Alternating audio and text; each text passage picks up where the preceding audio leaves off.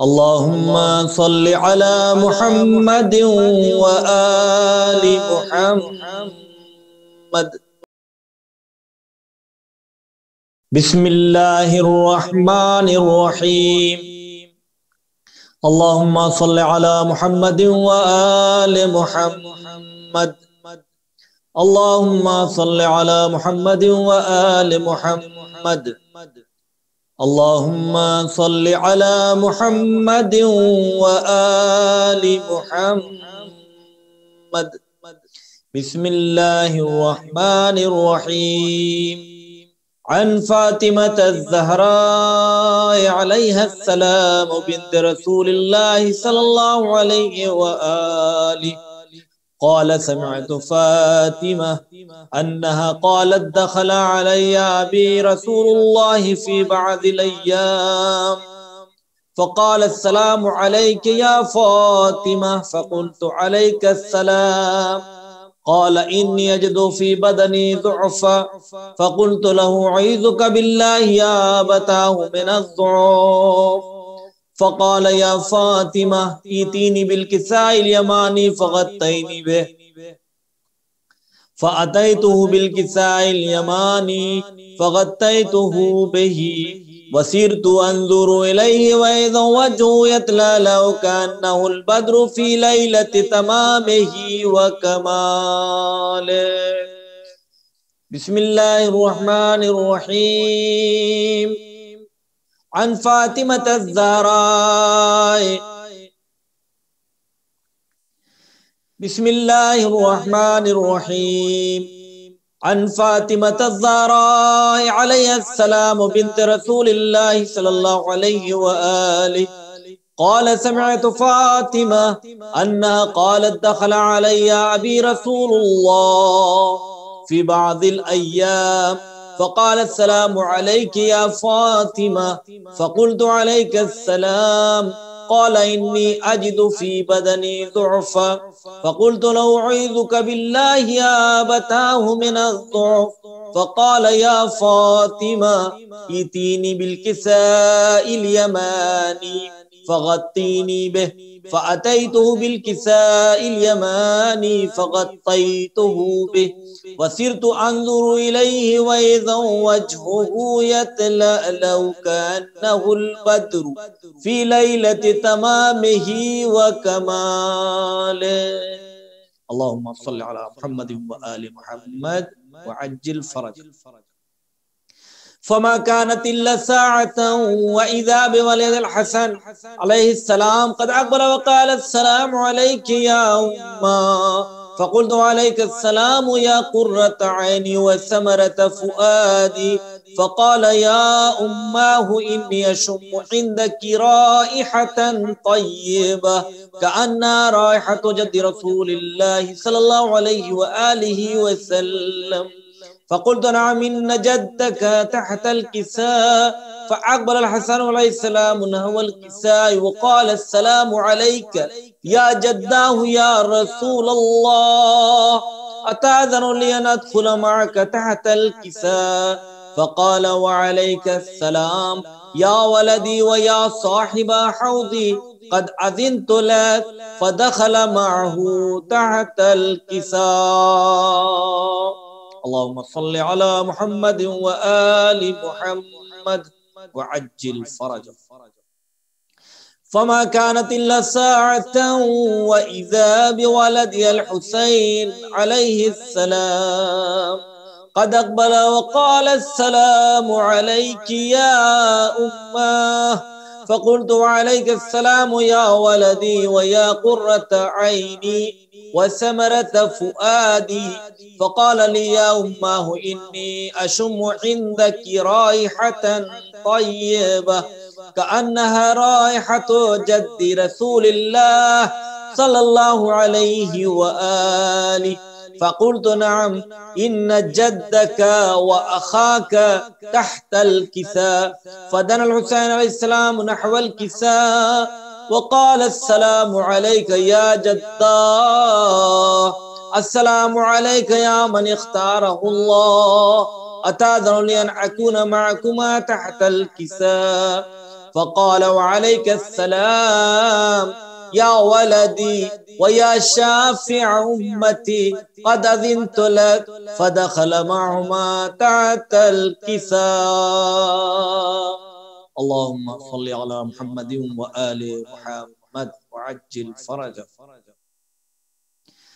فأقبل عند ذلك أبو الحسن علي بن أبي طالب عليه السلام وقال السلام عليك يا بنت رسول الله. فقلت وعليك السلام يا أبا الحسن ويا أمير المؤمنين. فقال يا فاطمة إني أشم عندك رائحة طيبة كأنها رائحة أخي وابن عمي رسول الله صلى الله عليه وآله وسلم. فقلت نعم ها ومع ولديك تحت الكساء.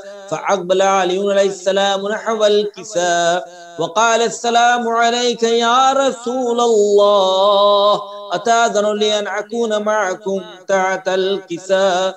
قال له وعليك السلام يا أخي يا وسيي وخليفتي وصاحب لوائي قد أذنت لك. فدخل علي تحت الكساء. اللهم صل على محمد وآل محمد وعجل فرجه. ثم أتيت نحو الكساء وقلت السلام عليك يا أبتا يا رسول الله أتأذن لي أن أكون معكم تحت الكساء؟ قال وعليك السلام يا بنتي ويا بضعتي قد أذنت لك فدخلت تحت الكساء. اللهم صل على محمد وآل محمد وعجل فرجه.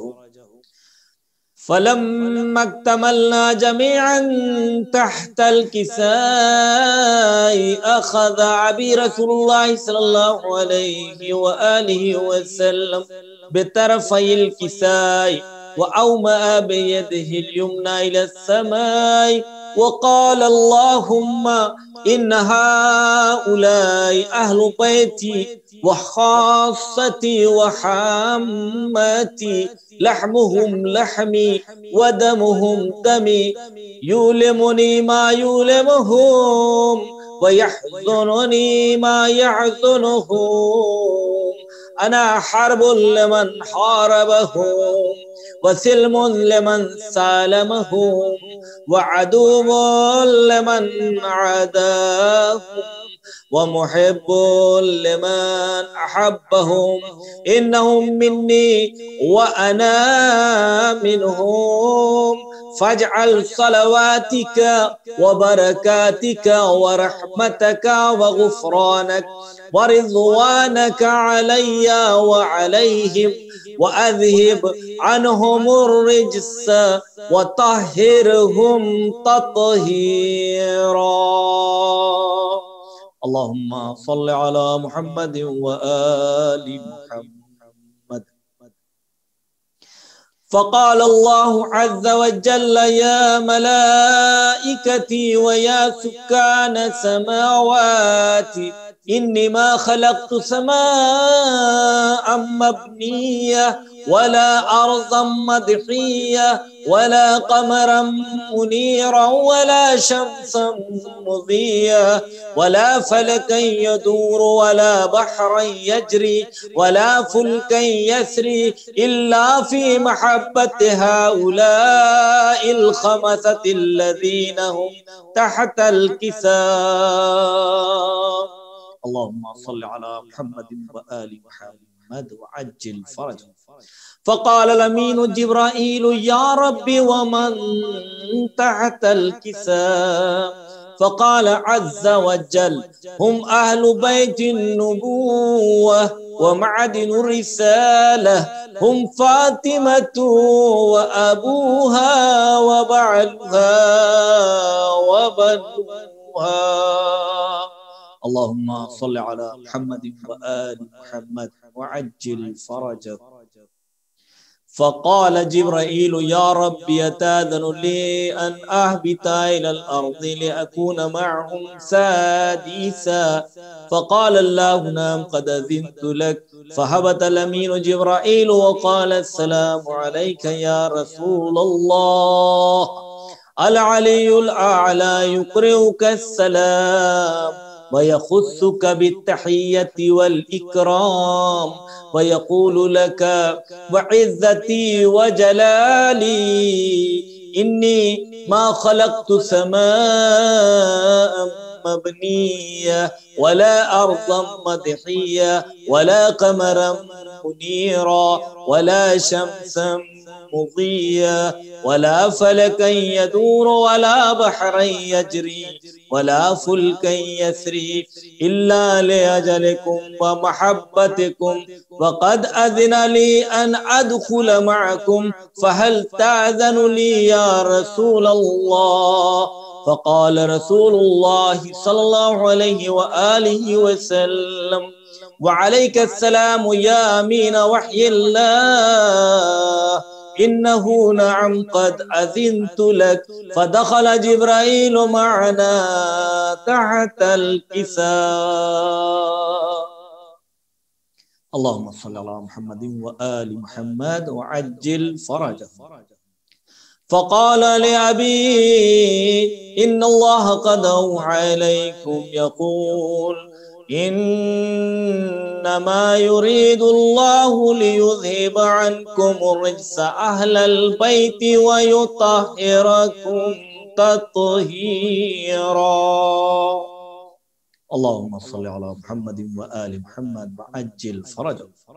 فقال علي لأبي يا رسول الله أخبرني ما لجلوسنا هذا تحت الكساء من الفضل عند الله. فقال النبي والذي بعثني بالحق نبيا واصطفاني بالرسالة نجيا ما ذكر خبرنا هذا في محفل من محافل أهل الأرض وفي جمع من شيعتنا ومحبينا إلا ونزلت عليهم الرحمة وحفت بهم الملائكة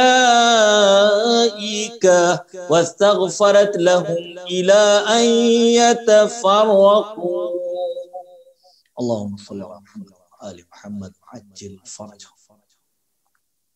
فقال علي إذا والله فذنا وفاز شيعتنا ورب الكعبة. فقال النبي الثانية يا علي والذي بعثني بالحق نبيا واصطفاني بالرسالة نجيا ما ذكر خبرنا هذا في محفل من محافل آل الأرض وفي جمع من شيعتنا ومحبينا وفيهم محموم إلا وفرج الله همه ولا مغموم إلا وكشف الله غمه ولا طالب حاجة إلا وقضى الله حاجته. فقال علي إذا والله فذنا وسعدنا وكذلك شيعتنا فازوا وسعدوا في الدنيا والآخرة ورب الكعبة.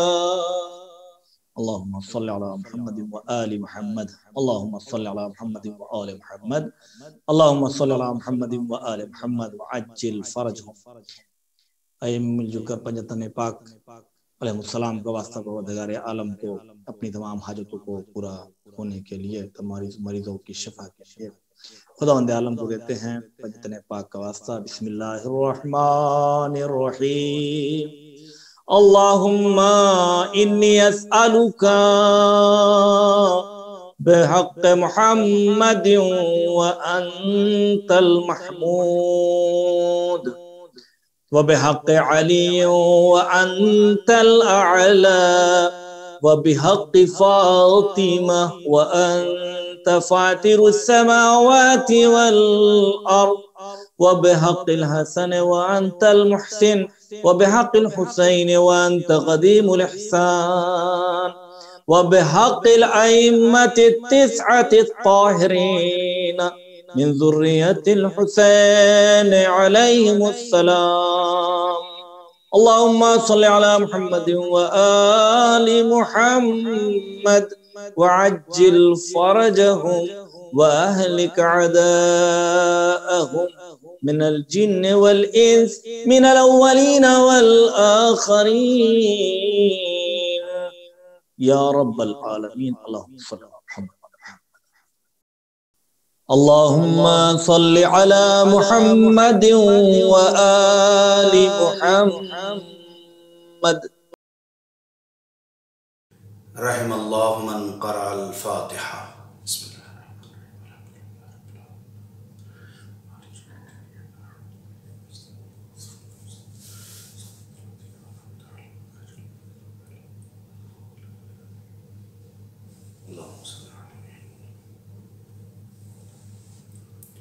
لا حول ولا قوة إلا بالله العلي العظيم. أعوذ بالله من الشيطان اللعين الرجيم. بسم الله الرحمن الرحيم. الحمد لله الذي لا يبلغ مدحته القائلون ولا يحصي نعماءه العادون ولا يؤدي حقه المجتهدون. الذي نشر الرياح برحمته ووددا بالصخور ميدان أرضه. ثم الصلاة والسلام والتحية والإكرام على النبي المكي المدني القرشي الهاشمي المطلبي الرسول المسدد والمصطفى الأمجد. اسمه في السماء أحمد وفي الأرض بالقاسم محمد. اللهم صل على محمد وآل محمد وآله الطيبين الطاهرين المعصومين المظلومين الذين أذهب الله عنهم الرجس وطهرهم تطهيرا. اللهم صل على محمد. أما بعد فقد قال الله تبارك وتعالى في القرآن المجيد والفرقان الحميد وقوله الحق. بسم الله الرحمن الرحيم. وقضى ربك ألا تعبدوا إلا إياه وبالوالدين إحسانا. صلوات پڑھ دیں محمد وعلى محمد. اللهم صل على. محترم سامعین کرام و بزرگان قوم ملت، اس سے پہلے کہ آپ حضرات کی پاکیزہ سماعتوں کے حوالے فضائل و مناقب کی آبشاری کی جائے کہ سب سے پہلے التماس ہے کہ ایک سورہ حمد اور 3 سورہ اخلاص کی تلاوت فرما کر مرحوم رضوان حیدر زیدی ابن رکن الدین زیدی کی روح کو ایصال فرما دیں.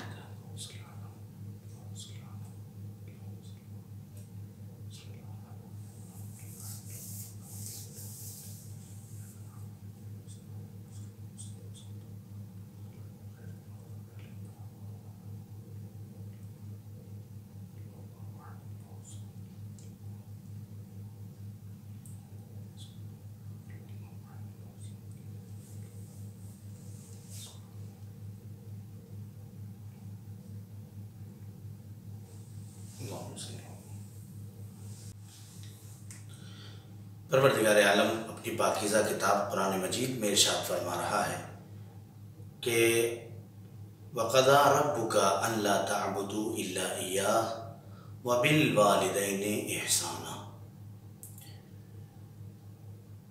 ایک باپ کے ایصال ثواب کی مجلس ہے اور خدا کا لاکھ لاکھ شکر ہے کہ اس نے اس پرآشوب دور میں بھی ہمارے لیے ایصال ثواب کا ذریعہ فراہم کیا کہ اگر ہم ایک جگہ بیٹھ کے ایصال ثواب نہیں کر سکتے تو کم سے کم ایک ایسا راستہ کہ جس کے ذریعے سے پروردگار عالم نے ہمیں توفیق دی کہ ہم اپنے مرحومین کو یاد کر سکیں۔ بڑے خوش نصیب ہیں وہ افراد کہ جو اپنے والدین کے گزرنے کے بعد بھی انہیں فراموش نہیں کرتے، اور یہ سب سے بڑا شرف ہے ایک اولاد کا، اس لیے کہ ماں اور باپ یعنی والدین صرف اس دنیا میں رہنے کے وقت یاد آتے رہیں یہ کمال نہیں ہے، بلکہ والدین یعنی ماں اور باپ اس دنیا سے گزر جانے کے بعد بھی اتنا ہی اولاد کو یاد رہیں جتنا اولاد کو زندگی میں ماں اور باپ یاد تھے۔ لہذا خداوند عالم نے اسی چیز کی طرف اشارہ کرتے ہوئے اس آیت میں ارشاد فرمایا کہ وَقَضَىٰ رَبُّكَ أَلَّا تَعْبُدُوا إِلَّا إِيَّاهُ، تمہارے رب کا فیصلہ یہ ہے کہ صرف اس کی عبادت کرو، اس کے علاوہ کسی کی عبادت نہ کرو، اس لیے کہ کائنات میں کوئی ایسا ہے ہی نہیں کہ جس کی عبادت کی جا سکے، صرف وہی ہے، اور اس نے ہی یہ کہا ہے کہ تمہارے رب کا فیصلہ یہ ہے وَقَضَىٰ رَبُّكَ أَلَّا تَعْبُدُوا، کسی کی عبادت مت کرو، إِلَّا إِيَّاهُ، مگر یہ کہ اس کی عبادت کرو۔ یہ وہی کہہ سکتا ہے جس نے خلق کیا ہو، یہ وہی کہہ سکتا ہے جو پالنے والا ہو، یہ وہی کہہ سکتا ہے جو دینے والا ہو، عطا کرنے والا ہو۔ ہر کس و ناکس کی بس کی بات یہ نہیں ہے کہ وہ کسی کو اس بات سے روک دے کہ دنیا کی عبادت مت کرو، صرف میری عبادت کرو۔ اور وہ کیوں نہ کہے آسمان کا شامیانہ لگایا صرف اس لیے کہ تم فائدہ اٹھاؤ، زمین کا فرش بچھایا صرف اس لیے کہ تم فائدہ اٹھاؤ، چاند و ستارے و سیارے خلق کیے تاکہ تم فائدے اٹھاؤ، سمندروں میں کشتیوں کو رواں دواں کیا تاکہ تم فائدے اٹھاؤ، اشجار و افلاک پہ کائنات کے سامنے سرسبز و شاداب باغ لگائے، کیوں؟ تاکہ تم فائدہ اٹھاؤ، سرسبز و باغات میں وحوش و طیور جیسی رنگینیاں بھر کے انسانیت کے حوالے کر دیا تاکہ یہ انسان اس سے فائدہ اٹھائے اور اپنی زندگی کو آگے بڑھائے۔ وہ جس نے کائنات کا ذرہ ذرہ صرف انسان کے لیے خلق کیا اور آواز دی ہر کمتر اپنے برتر پر جان نچھاور کر دے، اگر انسانیت کے حوالے کرنے کے بعد اللہ نے اس انسان کو سب کچھ عطا کر دیا، چاند تیرے لیے، سورج تیرے لیے، ستارے تیرے لیے، آفتاب و مہتاب تیرے لیے، جنت و کوثر تیرے لیے، کائنات کا ذرہ ذرہ چاہے وہ افضل سے افضل ترین کیوں نہ ہو وہ صرف تیرے لیے خلق کیا گیا ہے میرے بندے، لیکن تو بس اتنا سمجھ لے یہ سب کچھ کائنات کی ہر شے میں نے تیرے لیے خلق کیا ہے اور تجھے اپنی عبادت کے لیے خلق کیا ہے۔ صلوات پڑھ دے محمد و آل محمد۔ میں نے تجھے اپنی عبادت کے لیے خلق کیا، اسی لیے ارشاد فرمایا وَمَا خَلَقْتُ الْجِنَّ وَالْإِنسَ إِلَّا لِيَعْبُدُونَ، ہم نے انسان اور جنوں کو خلق نہیں کیا مگر اس لیے کہ وہ ہماری عبادت کریں۔ اے میرے اللہ، کیا صرف تیری عبادت سے کام چل جائے گا؟ عبادت کسے کہتے ہیں؟ ماہ مبارک رمضان ہے، ہم سمجھتے ہیں مسجدوں میں جا کے نماز پڑھنے کا نام عبادت ہے، ہم سمجھتے ہیں کہ تسبیح ہاتھ میں لے کر سبحان اللہ کہنے کا نام عبادت ہے، ہم سمجھتے ہیں کہ مصلی پہ بیٹھ کے صرف اور صرف نماز پڑھ لینے کا نام عبادت ہے، ہم یہ سمجھتے ہیں مسجد کے دروازے میں جا کے اذان دینا یہ عبادت ہے، ہم یہ سمجھتے ہیں مسجد میں جا کے نماز پڑھ لینا عبادت ہے، ہم یہ سمجھتے ہیں اذان صبح سے لے کر مغرب تک روزہ رکھنا یہ عبادت ہے۔ یہ عبادت محدود نہیں ہے کسی چیز میں، یہ ہماری فکروں میں عبادت ہے، لیکن خدا کی نظر میں عبادت کیا ہے؟ علماء کی نظر میں عبادت کیا ہے؟ خدا کی قسم عبادت کا اگر جا کے لغوی ترجمہ دیکھیں آپ تو عبادت کا مفہوم یہ ہے کہ الطاعۃ للہ والشفقۃ للعباد، عبادت کہتے ہی اس چیز کو ہیں کہ انسان اللہ کی اطاعت کرتا چلا جائے اور اپنے بندوں پر، اس کے بندوں پر شفقت کرتا چلا جائے۔ عبادت وہ نہیں ہے کہ پڑوسی بھوکا سو رہا ہو اور مسلمان مصلی عبادت پہ بیٹھا ہوا نماز پڑھ رہا ہو۔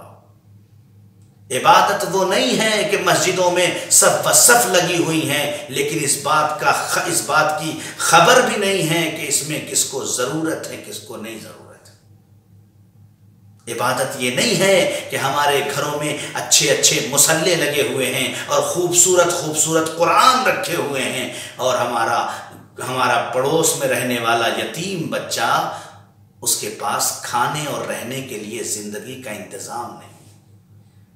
عبادت یہ ہے کہ ادھر وقت اذان مصلی عبادت پہ کھڑا ہو اور ضرورت پر کسی ناقص اور مجبور کی مدد کرتا ہوا نظر آ رہا ہو۔ عبادت یہ ہے کہ مسجد کے مصلی پہ کھڑا ہوا عابد بھی ہو اور رات کی تاریکی میں یتیموں غریبوں مسکینوں بیواؤں کی مدد کرنے والا حامی و ناصر بھی ہو۔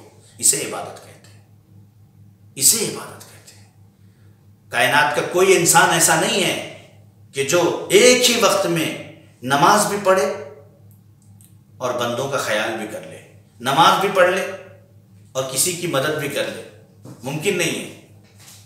لیکن کائنات میں اللہ نے ایک ذات ایسی رکھی ہے کہ خداوند عالم جسے کائنات میں ابو طالب کا لال حضرت علی ابن ابی طالب کہا جاتا ہے کہ جنہوں نے ایک ہی وقت میں اپنے عبادت بھی کی ہے، یعنی رکوع میں خدا کی عبادت بھی کر رہے ہیں اور رکوع کی حالت میں انگوٹھی بھی دے رہے ہیں سائل کو۔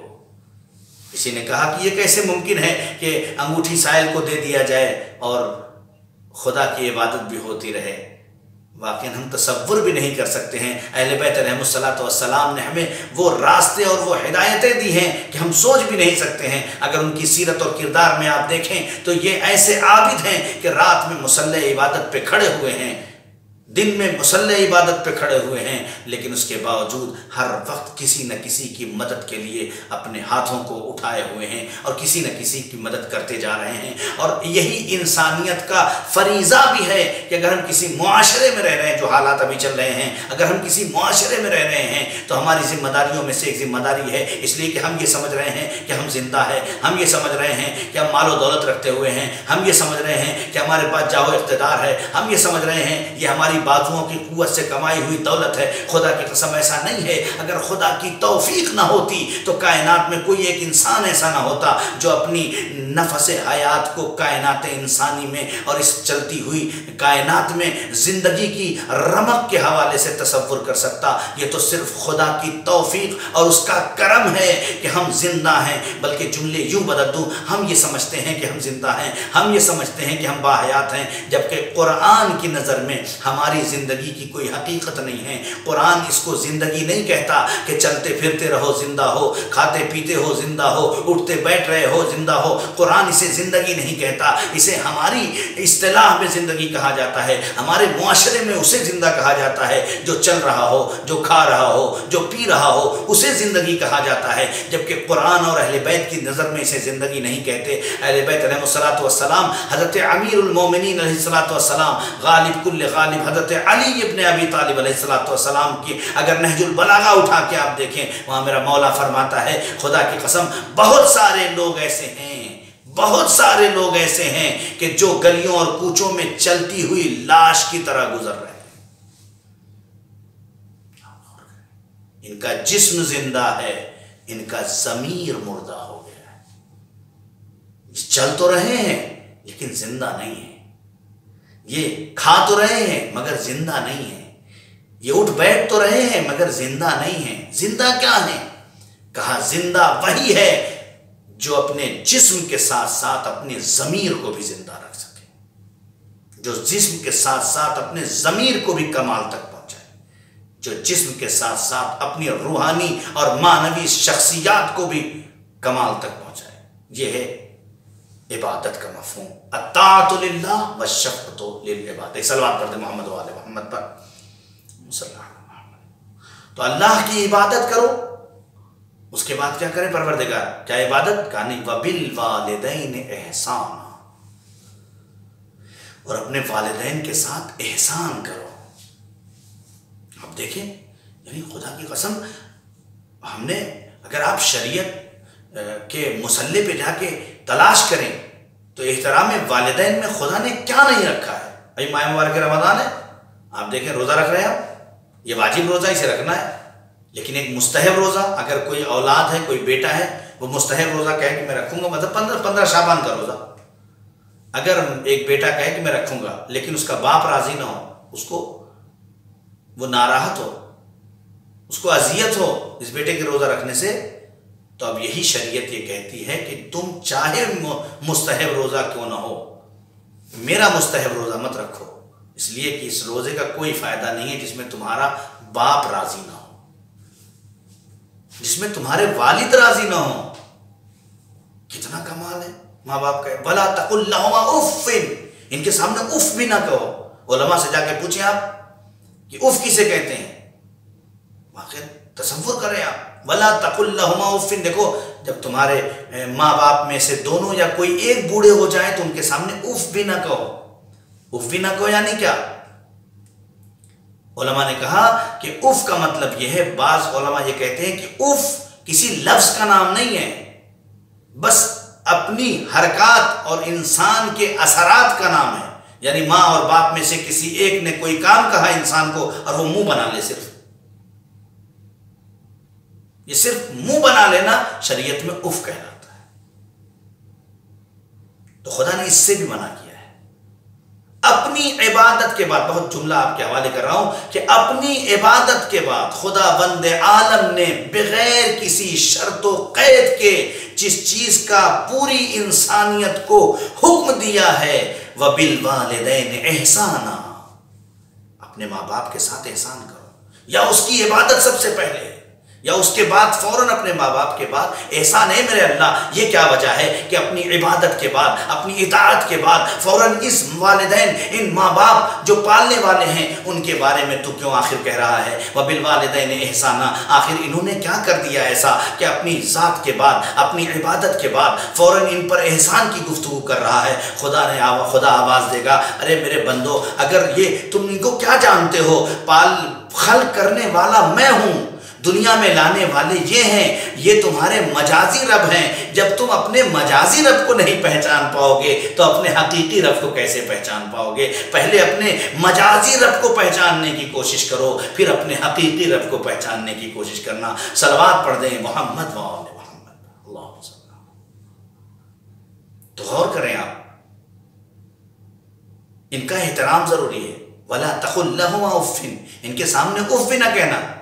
وَلَا تَنْحَرْهُمَا، دیکھو ان میں سے کسی ایک کو جھڑک بھی نہ دینا کبھی۔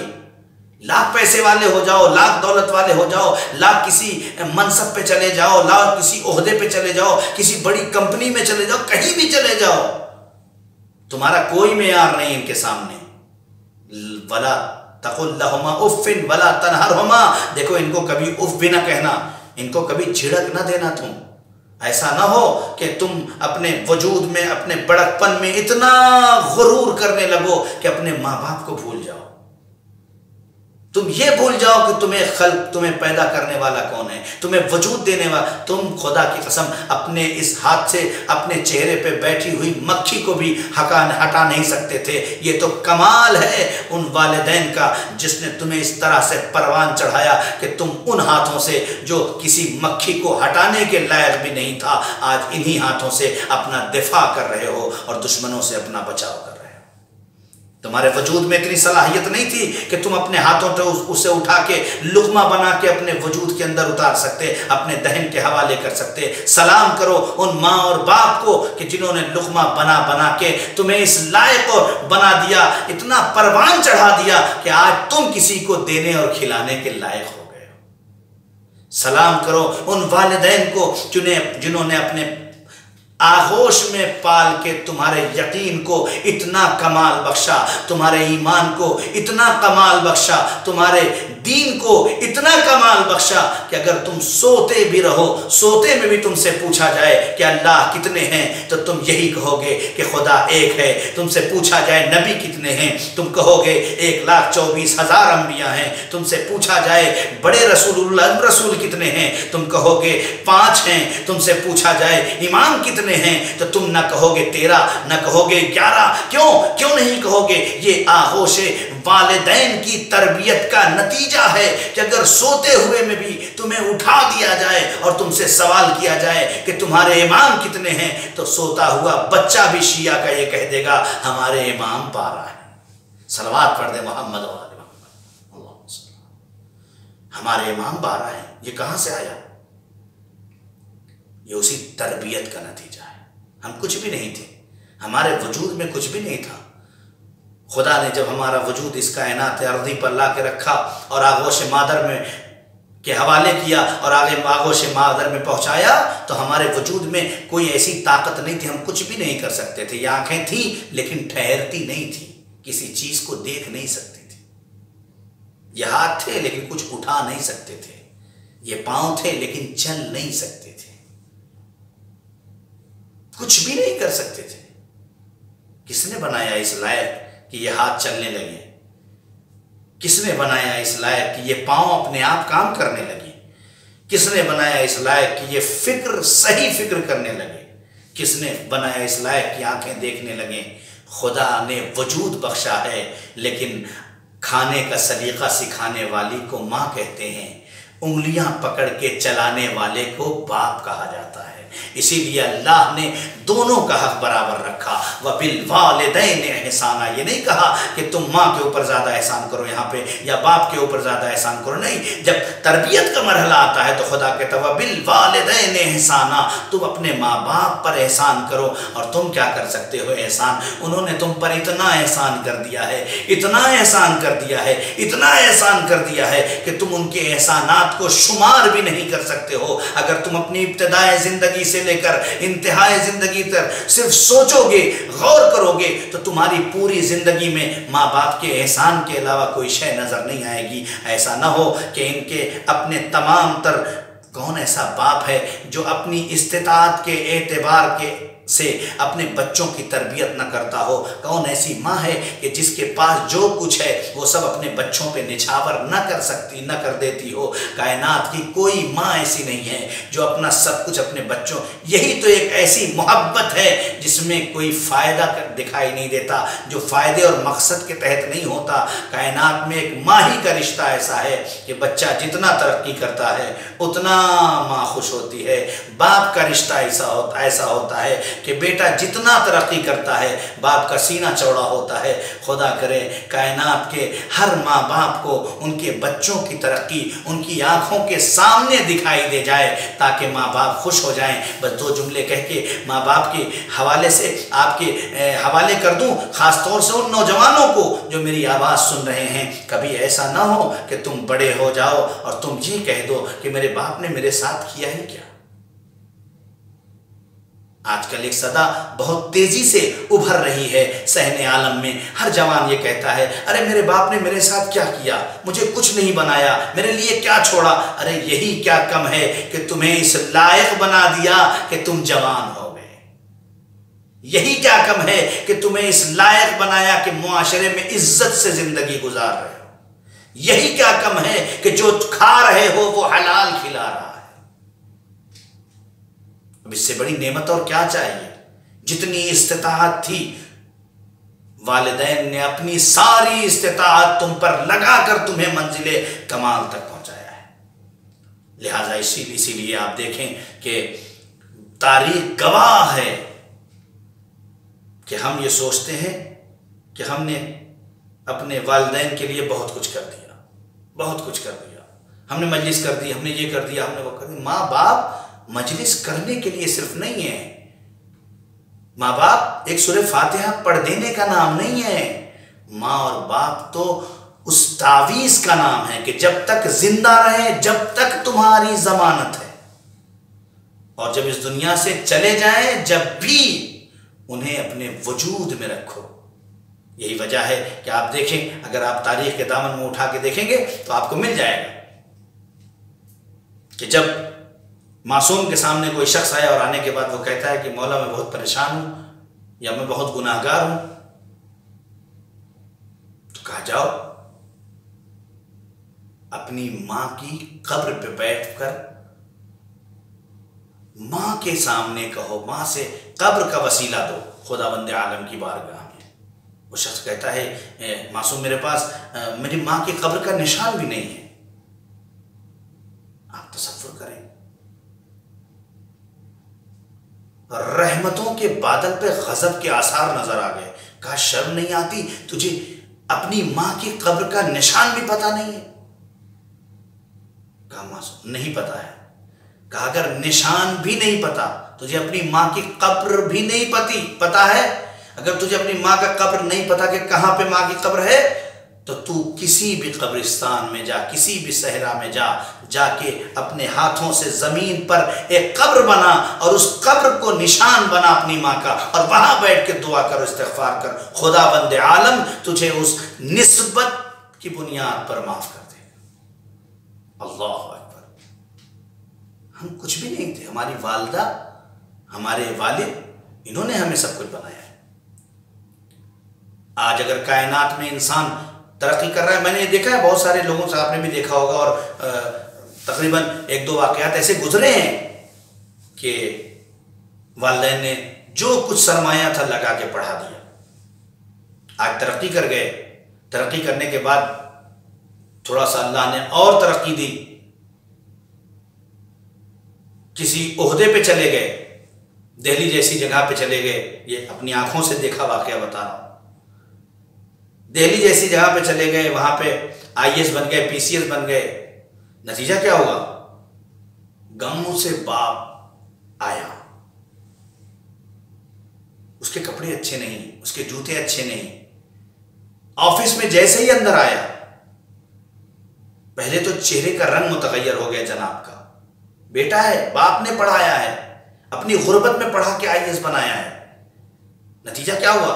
جیسے ہی وہاں پہنچا، سامنے کچھ لوگ بیٹھے ہوئے تھے، انہوں نے پوچھا کون ہے؟ کہا یہ میرے وطن سے آئے ہیں۔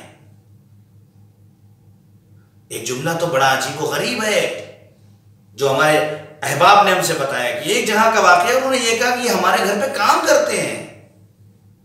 اللہ اکبر، اللہ اکبر۔ کیوں شرمائی؟ اس جوان کو کیوں شرمائی جس باپ نے اپنا پورا سرمایہ لگا کے تمہیں اس منزل پہ پہنچایا تھا؟ آخر کیوں اتنی شرم آ گئی تمہیں کہ تم یہ کہہ رہے ہو کہ میرے وطن سے میرا باپ نہیں ہے؟ کہ اپنا باپ ماننے میں شرم آ رہی ہے؟ اس لیے کہ اس کے جوتے اچھے نہیں، اس لیے کہ اس کے کپڑے اچھے نہیں ہیں؟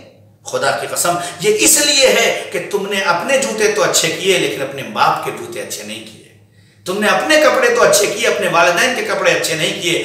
لعنت ہے ایسی اولاد پر کہ جو اپنے لیے تو سب کچھ کر رہی ہو لیکن اس کے والدین حسرت بھری نگاہوں سے اس کی طرف دیکھ رہے ہو۔ احسان اسے نہیں کہتے، احسان وبالوالدین احسانا کا مطلب یہ نہیں ہے کہ نوکر سے کھانا دلوا دیا جائے، وبالوالدین احسانا کا مطلب یہ نہیں ہے کہ نوکر کے ذریعے سے کپڑے دھلوا دیے جائیں، وبالوالدین احسانا کا مطلب یہ نہیں ہے کہ کسی آدمی کو رکھ کر ان کے کام انجام دیے جائیں، نہیں، وبالوالدین احسانا کا مطلب یہ ہے کہ ماں باپ کو اپنے ہاتھوں سے کھلاؤ، ماں باپ کو اپنے ہاتھوں سے پہناؤ، ماں باپ کے کام کو اپنے ہاتھوں سے انجام دو۔ یہی نہیں بلکہ وہ خوش نصیب اولاد ہے جس کو خدا نے اتنی فکر اور توفیق عطا کی ہو کہ ابھی باپ کے ذہن میں اور تصور میں اور خیال میں بھی یہ بات ہو کہ مجھے اگر نیا کپڑا مل جاتا تو یہ بچہ اس کے کہنے سے پہلے لا کے دے دے۔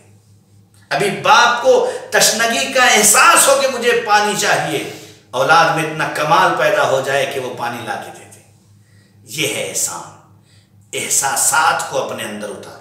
بس میں جو گفتگو تمام کر دوں، اگر آپ تاریخ آدم و عالم میں دیکھیں، نبی کے سامنے ایک شخص آیا اور آنے کے بعد کہتا ہے یا نبی اللہ، میری ماں میں جب بچپنے میں بہت چھوٹا تھا، میں اپنے ہاتھوں سے کھا نہیں سکتا تھا تو میری ماں مجھے کھلاتی تھی، میں نہا نہیں سکتا تھا، میری ماں مجھے نہلاتی تھی، میں اٹھ کے اس طرف اس طرف جا نہیں سکتا تھا، میری ماں اپنی آغوش میں اٹھا کے لے جاتی تھی اور لے آتی تھی۔ یا نبی اللہ، کیا میری ماں نے اس وقت جب کھلایا تھا، آج میری ماں بوڑھی ہو گئی ہے، میں جوان ہوں، اس وقت میں بچہ تھا، میں اس لائق نہیں تھا کہ اٹھ سکتا، میری ماں اٹھاتی تھی، میں کھا سکتا تھا، نہیں کھا سکتا تھا، میری ماں کھلاتی تھی، میں نہیں پہن سکتا تھا، میری ماں پہناتی تھی۔ آج میری ماں ضعیف ہو گئی ہے، میری ماں کے بدن میں اتنی طاقت نہیں ہے کہ وہ اپنے ہاتھوں سے کھا سکے، میں اسے اپنے ہاتھوں سے کھلاتا ہوں۔ وہ کپڑے خود نہیں پہن پاتی، میں اپنے ہاتھوں سے اسے پہناتا ہوں۔ وہ نہیں نہا سکتی، میں اسے نہلاتا ہوں۔ وہ اٹھ کے اپنی جگہ سے دوسری جگہ نہیں جا سکتی، میں اسے اٹھا کے لے کے جاتا ہوں۔ یا نبی اللہ، جو میری ماں نے بچپن میں میرے ساتھ کیا تھا، کیا اس کا حق ادا ہو گیا؟ بے ساختہ نبی نے آواز دی، تجھے شرم نہیں آتی ہے؟ ارے وہ مرحلہ اور تھا، یہ مرحلہ اور ہے۔ بس تو اتنا سمجھ لے کہ تجھے اندازہ نہیں ہے کہ جب تیری ماں تجھے کھلا رہی تھی اور جو تو اپنی ماں کو کھلا رہا ہے، اس میں کتنا فرق ہے۔ اگر تو سمجھنا چاہتا ہے تو بس اتنا سمجھ لے کہ جو تو اپنی ماں کو کھلا رہا ہے، تمہارے ذہن و شعور میں اتنا ضرور ہے کہ میری ماں مر جائے گی، میری ماں اس دنیا سے چلی جائے گی، جتنی خدمت کرنا ہے کر لو۔ اگر اچھی اور نیک اور صالح اولاد ہے تو کم سے کم یہ فکر ہے کہ میری ماں دنیا سے گزر جائے گی۔ جتنا کام نیک عمل کر سکتے ہیں ماں کے ساتھ کر لیں، لیکن جب تیری ماں تجھے کھلا رہی تھی تو اس کے ذہن میں یہ نہیں تھا کہ تو مر جائے گا، بلکہ اس کے اندر یہ جذبہ تھا، تو جوان ہو جا، تو زندگی پالے، تو بڑا ہو جا، تو ترقی کر لے۔ جہاں زندگی اور موت کا فرق ہے، جتنا زندگی اور موت میں فرق ہے، اتنی ہی تیری ماں اور تیرے عمل میں فرق ہے۔ صلوات پڑھ دیں محمد و آل محمد۔ تو آپ غور کریں، ہم والدین کا حق ادا نہیں کر سکتے۔ اب ضروری ہے کہ ہم اگر والدین کا حق ادا نہیں کر سکتے تو ان کی زندگی میں ان کا احترام کریں، ان کی بات کو مانیں، ان کے حکم پہ عمل کریں، اور اگر اس دنیا سے چلے گئے ہیں تو ان کے لیے ایصال ثواب کریں، ان کے لیے کوئی صدقہ جاریہ کریں، کوئی ایسا کام کریں کہ جس کی وجہ سے وہ اس دنیا سے جانے کے بعد بھی سرخرو رہیں۔ اس لیے معصوم نے فرمایا ہے، بہت ساری اولاد ایسی ہیں جو زندگی میں آنکھ نہیں ہوتی ہیں لیکن بعد میں آنکھ ہو جاتی ہیں۔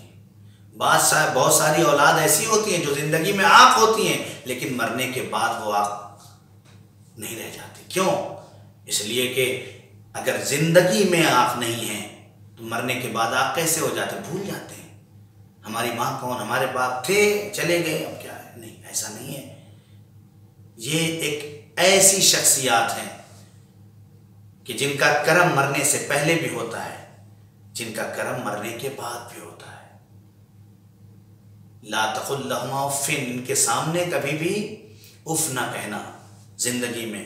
ان کے مرنے کے بعد ان کے لیے ایصال ثواب کرو، دعائیں پڑھو، قرآن کی تلاوت کر کے ان کو ایصال کرو، صدقہ جاریہ دو، صدقہ دو، کسی بچے کی تعلیم کا انتظام کریں۔ یہ ہے ایصال ثواب، صدقہ جاریہ۔ ورنہ اس دنیا میں رہنے کے لیے کوئی نہیں آیا ہے۔ یہ دنیا آزمائش کی جگہ ہے، یہ دنیا امتحان کی جگہ ہے۔ خدا کبھی دے کے آزماتا ہے، خدا کبھی لے کے آزماتا ہے۔ کسی کو دے کے آزماتا ہے، کسی کو سب کچھ لے کے آزماتا ہے۔ کمال نہ دینے میں ہے، کمال نہ لینے میں ہے، کمال یہ ہے کہ دینے کے بعد بھی جس کو ملا ہے وہ ثابت قدم رہا یا نہیں رہا۔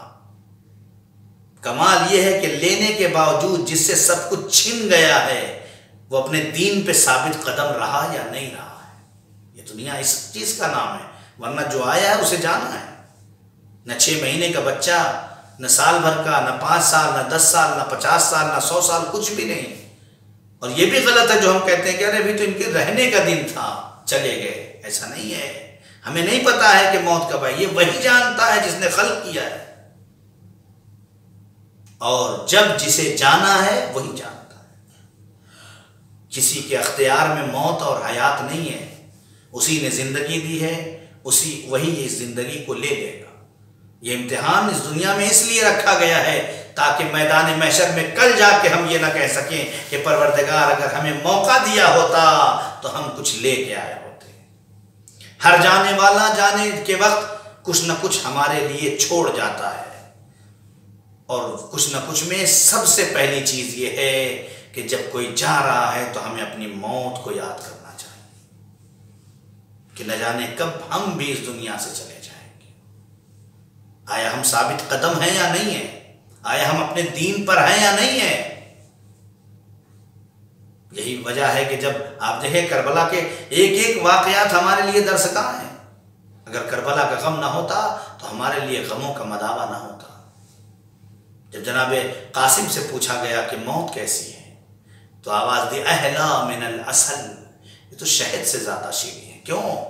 اس لیے کہ دین پہ اگر موت آتی ہے تو شہد سے زیادہ شیریں ہوتی۔ جناب علی اکبر کا مرحلہ آیا، پوچھا گیا تو جناب علی اکبر نے فرمایا بابا کیا ہم حق پہ نہیں ہیں؟ کہا بیٹا ہم حق پہ ہیں۔ تو کہا پھر بابا مشکل کیا ہے، یا موت ہم پر آ پڑے یا ہم موت پر جا پڑے۔ جب انسان اپنے دین میں ثابت قدم ہوتا ہے تو اسے موت کا ڈر نہیں ہوتا ہے۔ اللہ اکبر۔ میں ان تمام بچوں کی خدمت میں تعزیت اور تسلیت عرض کرتا ہوں جس کے والد کا انتقال ہوا ہے، لیکن تم بڑے خوش نصیب تھے۔ اس پرآشوب دور میں بھی خداوند عالم نے تمہیں اتنا شرف بخشا کہ تم اپنے والدین کی خدمت کر کے اس دنیا سے جب وہ چلے گئے تو تم کم سے کم رو تو رہے تھے، تم کم سے کم کفن دیکھ تو رہے تھے، تم کم سے کم دفن کرتے ہوئے دیکھ تو رہے تھے، لیکن ہائے رے کربلا، ہائے رے میرا بیمار امام، ہائے رے سید سجاد، خداوند عالم کسی بیٹے کو وہ دن نہ دکھائے جو میرا بیمار امام دیکھ رہا تھا۔ خدا کسی بیٹے کو نظر سے وہ منظر نہ دکھائے جو میرا بیمار امام دیکھ رہا تھا۔ خدا وند عالم اگر کربلا کا غم نہ ہوتا تو ہمارے لیے باپ کا غم بہت بڑا ہوتا، لیکن کیا کریں، ہائے رے کربلا، ہائے رے سید سجاد، ارے بابا کا لاشا بے گور و کفن پڑا ہوا ہے، سید سجاد ہے، چہرے کا رنگ متغیر ہو رہا ہے۔ ارے پھپھی اماں نے دیکھا، آواز دیے میرے لال اب مردوں میں کوئی نہیں بچا ہے، بس تو ہی ہمارا سالار ہے۔ اے میرے لال تیرے چہرے کا رنگ متغیر کیوں ہو رہا ہے؟ سید سجاد نے ہاتھ جوڑ دیا، اے پھپھی اماں، ارے جس کا جوان بیٹا زندہ ہو، ارے اس کے بابا کا لاشا بے گور و کفن پڑا رہ جائے۔ جزاکم اللہ، خدا کسی غم میں نہ رلائے سوائے غم سید الشہداء کے۔ پروردگار عالم مرحوم کو جوار رحمت میں جگہ عنایت فرمائے۔ ارے عزیزو یہ بڑا پرآشوب دور ہے، خدا جتنے بھی مرحوم ہیں ان سب کو جوار معصومین میں جگہ عنایت فرمائے۔ میں نے سنا ارے بچی بھی اپنے باپ سے مل گئی، ارے دبئی رہتی تھی، میں نے سنا کہ بچی بھی آ گئی تھی، اپنے والد سے ملاقات کر لی، لیکن میں کیا کہوں، ارے کتنی خوش نصیب تھی وہ بیٹی جو اپنے بابا سے ملاقات کر چکی، لیکن ہائے رے سغرا، ہائے رے حسین، سغرا مدینے میں، حسین کربلا میں، گلے پہ شمر کا خنجر چل چکا، لیکن سغرا نہ آ سکی، بابا کا دیدار نہ کر سکی۔ عزیزو ارے میں کہاں تک بیان کروں، بیٹا سید سجاد، بیٹی سغرا، خدا وہ منظر کسی کو نہ دکھائے جو سید سجاد نے دیکھا، خدا وہ دن کسی کو نہ دکھائے جو سغرا نے دیکھا۔ عزیزو یہی وجہ ہے کہ سغرا کا آخری مرحلہ یہ ہے کہ امام حسین ہے، جناب علی اکبر ہے، آخری لمحہ ہے، جناب امام حسین کہتے ہیں اے میرے لال علی اکبر کوئی آخری خواہش تو بیان کر دو۔ آواز دیا میرے بابا بس ایک خواہش ہے، میں اپنی بہن سغرا سے ارے وعدہ کر کے آیا تھا، اے میرے بابا مجھے آخری بار میری سغرا کا دیدار کرا دو۔ عزیزو یہ سوال آپ نے سنا ہوگا، یہ آخری وصیت آپ نے سنی ہوگی، یہ علی اکبر کا کلیجہ تھا جو علی اکبر سوال کر رہے تھے۔ ذرا تصور کرو اس باپ پہ کیا گزری ہوگی جس کی بیٹی مدینے میں تنہا رہ گئی ہو۔ ارے عزیزو یہی وجہ ہے علی اکبر کے اس خواہش پہ حسین نے 2 انگلیوں کا اشارہ کیا، کچھ بول نہ سکا باپ، نظروں میں مدینہ گھوم گیا ہوگا، ارے صغرا کا چہرہ سامنے آ گیا ہوگا۔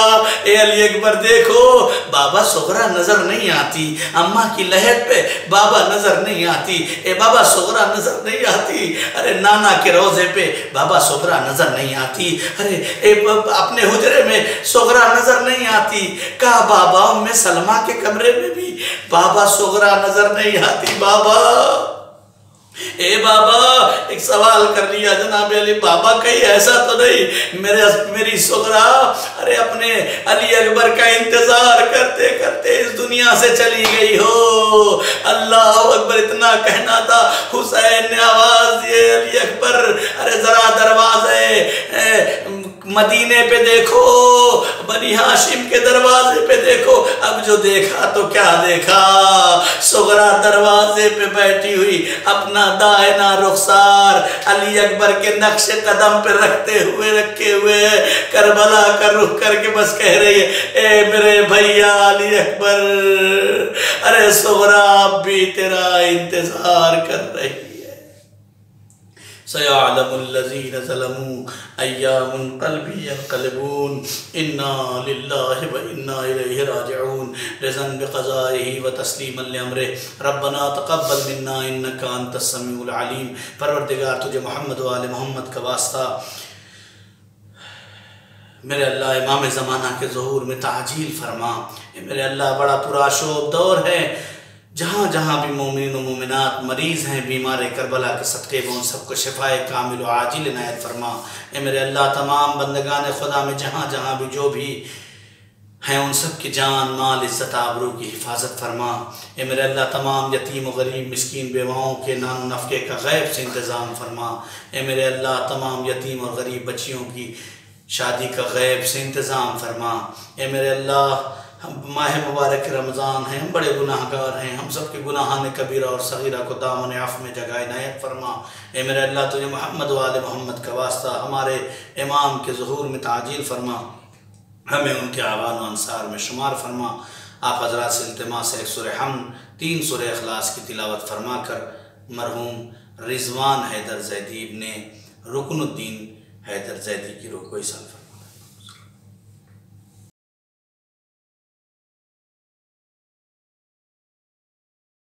نبا فاؤنڈیشن 5 سال سے لگاتار قرآنی و اسلامی علوم کی نشر و اشاعت میں مشغول ہے۔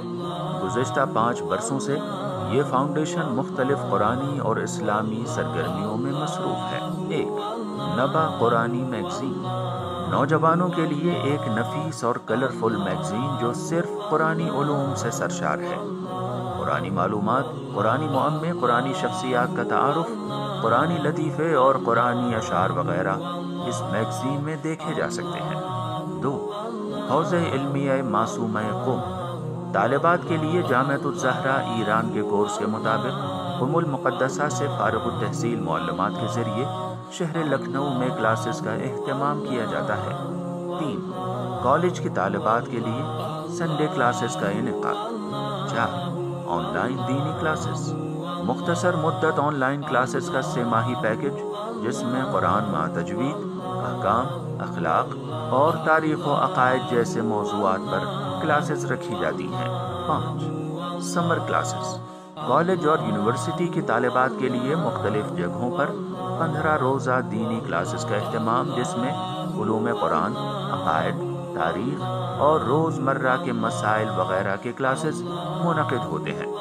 آپ بھی اس تعلیمی قافلے میں شریک ہو کر ادارے کا ساتھ دے سکتے ہیں۔ نبا فاؤنڈیشن، کربلا سرفراز گنج، لکھنؤ۔